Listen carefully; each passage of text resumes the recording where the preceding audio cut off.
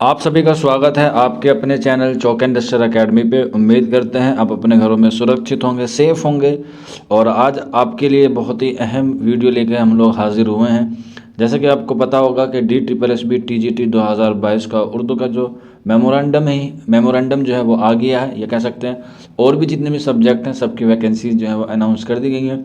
अब आप लोग वेट कर रहे हैं सिर्फ फॉर्म का, तो फॉर्म आने ही वाले होंगे। 1-1.5 महीने के बाद आपके जो फॉर्म अवेलेबल हो जाएंगे। जैसे ही DSSB TGT 2021 की प्रक्रिया पूरी होगी, उसके तुरंत बाद जो है वो आपको आपके फॉर्म देखने को मिल सकते हैं। आप फॉर्म का वेट मत कीजिए, आप अभी से जो है अपनी तैयारी में लग जाइए। ख़ास तौर से जो उर्दू वाले तालिबे इल्म हैं वो अभी से जो है वो अपने पहले पेपर की जो है वो तैयारी में जुट जाइए। हालांकि मैंने आपको प्रीवियस वीडियो में बता दिया था कि चौक एंड डस्टर अकेडमी पर खिदमत फाउंडेशन के जो ज़ेर असर हमारी ये अकेडमी है वो काम करती है। तो खिदमत फाउंडेशन में जो लोग सिलेक्ट हुए हैं, और भी तमाम सेंट्रल यूनिवर्सिटीज़ के एतबार से देखा जाए, या कह सकते हैं कि आप और भी सरकारी नौकरी में जो एस्पिरेंट्स जो कैंडिडेट सिलेक्ट हुए थे वो आप लोगों की मदद करना चाहते हैं, वो आपकी फ्री ऑफ कॉस्ट हेल्प करेंगे फर्स्ट पेपर के लिए।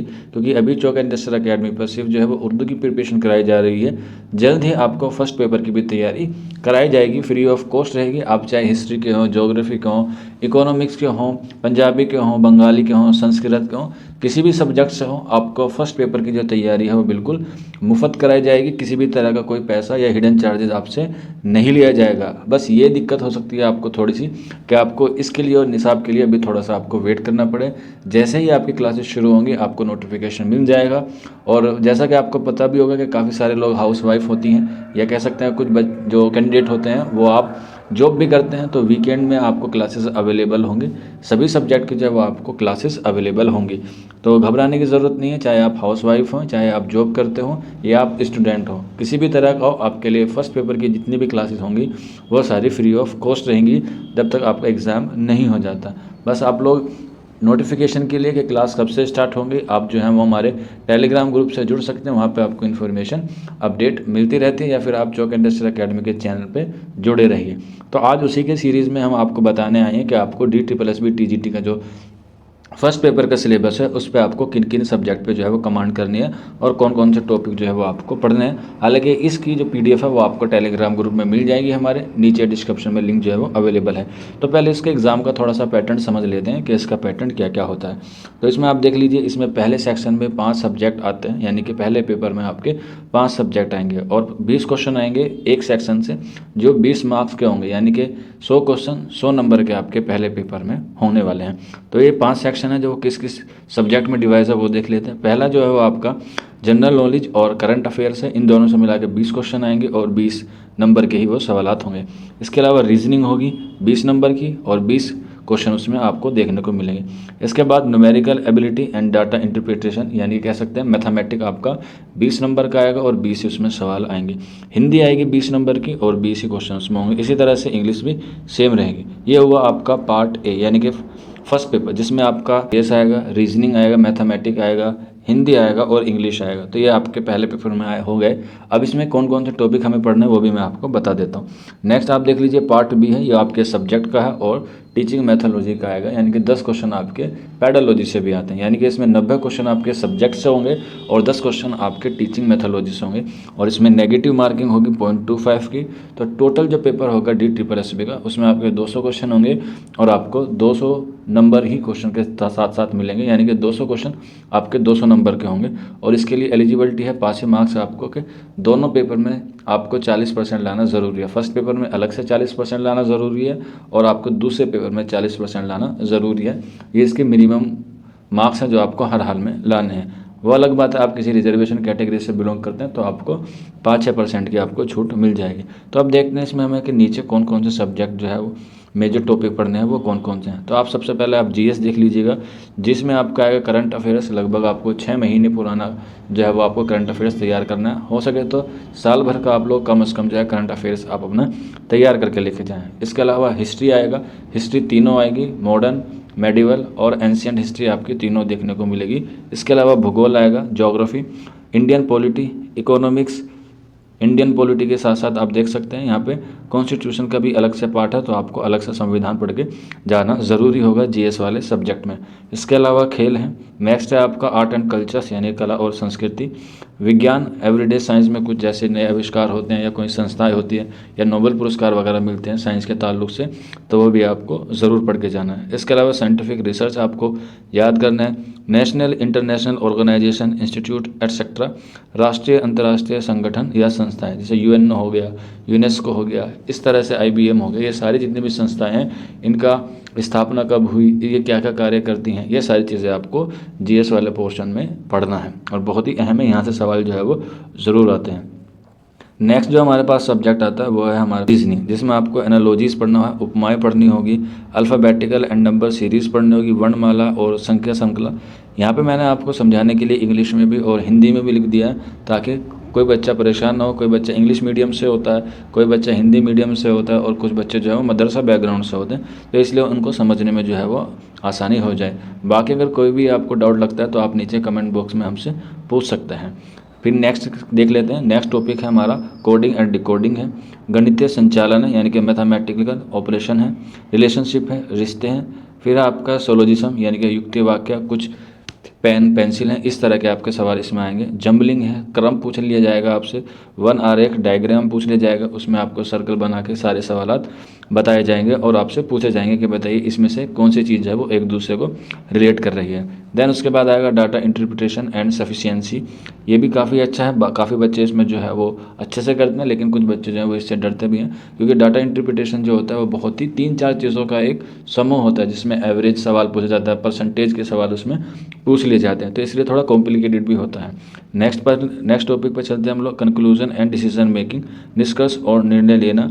ये काफ़ी अच्छा है रीजनिंग में, ये भी काफ़ी आपकी आईक्यू लेवल को बढ़ाता है, तो आप इसको भी अच्छे से पढ़ के जाएं। नेक्स्ट है आपका सिमिलैरिटीज़ एंड डिफरेंशिएंसी यानी कि समानताएं और अंतर, ये भी अच्छा टॉपिक है। नेक्स्ट है आपके लिए एनालिटिकल रीजनिंग यानी कि विश्लेषणात्मक तर्क। अगला क्वेश्चन है यानी कि अगला पॉइंट हमारा वर्गीकरण, क्लासिफिकेशन है। नेक्स्ट है आपका डायरेक्शन, दिशा, और आखिर में आता है statement, arguments and assumption etcetera यानी कि कथन, तर्क और मान्यताएं आदि। तो ये आपका रीजनिंग का हुआ। इसमें से आपसे 20 क्वेश्चन पूछे जाएंगे और 20 ही नंबर के होंगे। अगर आप DSSB TGT में अपना स्कोर अच्छा गेन करना चाहते हैं तो आपको सबसे ज़्यादा कमांड करने की ज़रूरत है रीजनिंग पे, क्योंकि रीजनिंग ही एक ऐसा सब्जेक्ट है कि जिसमें आप जो है वो मार्क्स गेन कर सकते हैं, क्योंकि मैथमेटिक्स में और इंग्लिश में आप लोग जो है वो कम स्कोर कर पाते हैं, क्योंकि इस जो बच्चे आर्ट्स वाले होते हैं ख़ासतौर से वे थोड़े से वीक होते हैं इंग्लिश में और मैथमेटिक्स, जिसमें आपको संख्या प्रणाली पढ़नी है यानी कि नंबर सिस्टम पढ़ना, बोर्ड मास का नियम आपको पता ही होगा, अच्छे से पढ़ के जाएं। 1-2 सवाल इससे ज़रूर बनते हैं। इस बार DSSB TGT में बोर्ड मास से जो है वो लगभग 2 सवाल देखने को मिले थे। नेक्स्ट है हमारा दशमलव, फिर है fraction, LCM and HCF, ratio and proportion यानी कि अनुपात और अनुपात, या प्रिंटिंग में थोड़ा मिस्टेक हो सकता है, समानुपात होगा। नेक्स्ट हमारे पास percentage, mensuration, time and work, समय और काम, समय और दूरी यानी कि time and distance, simple and compound interest, सरल और चक्रवर्ती ब्याज, प्रॉफिट एंड लॉस यानी कि लाभ और हानि, अलजेब्रा, बीजगणित, जियोमेट्री एंड ट्रिग्नोमेट्री, ज्यामिति और त्रिकोणमिति। नेक्स्ट है हमारे पास प्राथमिक सांख्यिकी यानी कि एलिमेंट्री स्टैटिक्स, स्क्वायर रूट यानी कि वर्गमूल, एज कैलकुलेशन, आयु गणना, कैलेंडर एंड क्लॉक यानी कि कैलेंडर और घड़ी, पाइप्स एंड यानी कि पाइप और टंकी। ये आपके सारे टॉपिक हैं जो आपके DSSB TGT में 2022 के एग्ज़ाम में पूछे जाएंगे। तो आप जो इन सारी टॉपिक जो देखा आपने मैथमेटिक्स में, इसमें से आप सारों पे कमांड करने की ज़रूरत नहीं है।